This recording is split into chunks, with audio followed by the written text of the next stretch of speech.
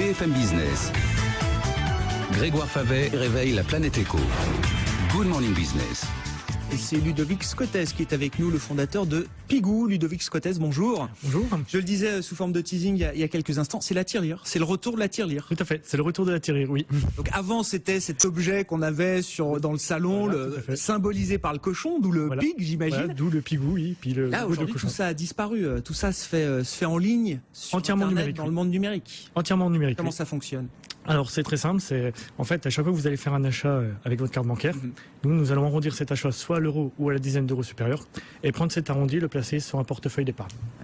C'est moi qui choisis d'ailleurs à combien je veux arrondir. Hein. Voilà, tout à fait, oui. C'est pas une épargne retraite que vous nous proposez là. Non, pas du tout. C'est plutôt une épargne de projet.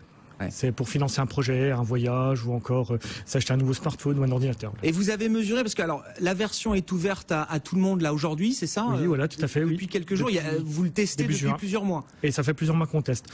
Vous arrivez à voir combien, alors je sais pas, un client moyen de Pigou là arrive à épargner sur un mois, sur quelques semaines, avec ce système-là? Alors sur un mois, un client Pigou épargne en moyenne 18 €.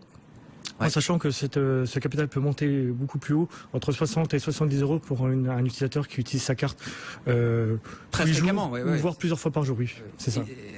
Ça s'adresse à un public plutôt jeune. Là aussi, est-ce que d'ailleurs vous vous sentez investi d'une mission de sensibiliser d'une certaine manière les jeunes à cette épargne? Parce qu'effectivement, après, quand on rentre dans la vie active, on en prend conscience un jour et puis on épargne différemment. Mais est-ce que c'est un outil là qui s'adresse plutôt aux jeunes?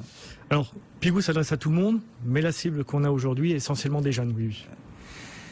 Alors ça paraît très simple comme ça, mais effectivement quand il faut gérer, parce qu'il faut que vous gériez plusieurs dizaines parfois de transactions, je parle pour un compte, plusieurs dizaines de transactions bancaires comme ça qui vont être effectuées chaque semaine, chaque mois. C'est des petites sommes qu'il va falloir que vous alliez récupérer sur mon compte bancaire pour le transférer sur un compte d'épargne que j'aurai ouvert chez vous avec vos partenaires. Ça fait quand même une multiplication de transactions et de transferts là. Alors en fait, il y a plusieurs modes de fonctionnement. C'est soit on fait un prélèvement quotidien, soit on fait un prélèvement une fois par mois, 2 fois par mois, 3 fois par mois. Voilà. On regroupe quand c'est des petites sommes. Et ça veut dire, alors c'est accessible pour, quelle que soit ma banque. Quelle que soit votre banque. Pigou est compatible avec la majorité des banques françaises. Il suffit juste de connecter votre banque au service Pigou et signer un mandat de prélèvement et après ça se fait tout seul. C'est ça. Ça veut dire qu'il faut quand même à un moment que je vous donne mes identifiants bancaires. Tout à fait, oui. Ludovic. Tout à fait. Voilà, c'est ça. Ça marche sur le même principe que les agrégateurs de comptes bancaires. Et ça veut dire quand même derrière un niveau de sécurité, j'imagine, maximum? Oui, tout à fait, oui. Tout à fait, aussi bien en termes de confidentialité, cryptage des données. Le stockage se fait essentiellement en France. Tout ce qui est l'épargne est sur des comptes de séquestre auprès d'un établissement bancaire. Donc voilà, oui, ça. Toutes les banques vont vous tomber dessus, non, Ludovic Scotez? Enfin, toutes les banques vont mettre en place ce service-là pour leurs propres clients. Vous aujourd'hui, c'est multibanque, mais voilà, tout à fait. Demain, toutes les banques auront ce service-là, non? Alors, on a d'autres projets qui vont venir en complément du service initial de Pigou. Qui vont venir au fil du temps. Et vous voulez pas le dire là? Non, c'est trop tôt. Est-ce qu'il y a l'idée, parce que je crois que le compte d'épargne, alors vous travaillez avec une banque d'ailleurs justement pour mettre cet argent sous séquestre d'une certaine manière, ce compte épargne auquel j'ai accès en permanence, que je peux utiliser, faire sortir l'argent comme je veux?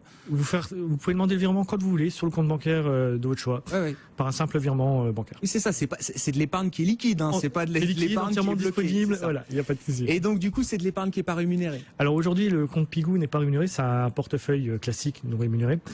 Mais là, on est en train de travailler sur plusieurs pistes pour rendre cette épargne rémunérée. L'ambition là de Pigou qui se lance aujourd'hui, vous avez déjà, c'est quoi le plan de développement à quelques trimestres, quelques années là? Alors le plan de développement Pigou, c'est d'abord la sortie des applications mobiles. Il n'y a pas d'application? Non, les applications mobiles vont arriver à la rentrée. Et après, on a d'autres projets qui vont venir. Et vous viendrez en reparler. Alors, mais pour l'instant, c'est ça. Les applications, c'est incontournable. Aujourd'hui, c'est incontournable. De pouvoir piloter son épargne. Tout à fait. C'est incontournable. Sur le smartphone. Merci beaucoup, Ludovic Scotez, qui réinvente donc la tirelire. C'est la tirelire numérique désormais. Le fondateur de Pigou qui était avec nous ce matin sur BFM Business.